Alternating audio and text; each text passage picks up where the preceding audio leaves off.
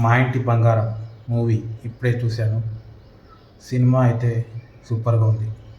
సమంత గారి action, drama, family emotions అన్నీ mix ఉన్నాయి మూవీలో. మనకి సినిమా ప్లాట్ వచ్చి సమంత గారికి ఒక పాస్ట్ ఉంటుంది. కానీ ఆమె కొత్తగా పెళ్లి చేసుకొని అత్తవారింటికి వెళ్ళడం అయితే జరుగుతుంది. ఇంకా తన భర్త కూడా చాలా సంవత్సరాల తర్వాత వాళ్ళ అమ్మగారి ఇంటికి అయితే వెళ్తాడు.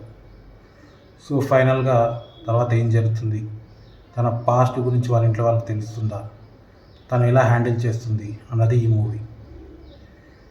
సమంత గారి యాక్షన్స్ అయితే కొద్దిగా లేటెస్ట్గా ఉన్నాయి, కొత్తగా ట్రై చేశారు యాక్షన్ సీన్స్.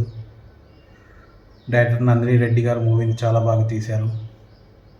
ఇంకా ఈ సినిమాని చూస్తున్నంతసేపు మనకి కలిసి ఉందాం రా, భాష ఇవి గుర్తొస్తాయి ఈ మూవీ.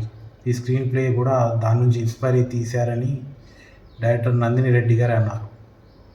సో ఈ సినిమాకి విలన్ వచ్చి గుల్షన్, మనకి కాంతారా 2లో విలన్గా యాక్ట్ చేసినటువంటి యాక్టర్ గుల్షన్ దేవయ్య, ఆయన యాక్ట్ చేయడం జరిగింది విలన్ లాగా. ఇంకా ఈ మూవీ మ్యూజిక్ డైరెక్టర్ వచ్చి సంతోష్ నారాయణ్, మ్యూజిక్ అయితే బాగా ఇచ్చాడు, బ్యాక్గ్రౌండ్ స్కోరు అన్నీ బాగున్నాయి. సినిమా మనకి ఓవరాల్గా అయితే మనకి అన్ని సినిమాల్లో హీరో యాక్షన్ చేస్తాడు. ఈ సినిమాలో వచ్చి ఒక ఫీమేల్ యాక్టర్ సమంత గారు ఫైటింగ్స్ అన్నీ ఉంటాయి, అంటే ఆపోజిట్. అన్ని సినిమాల్లో మొగోడు చేస్తే ఇందులో ఒక ఫీమేల్ అనేది యాక్షన్ చేస్తుంది, అదే మూవీ.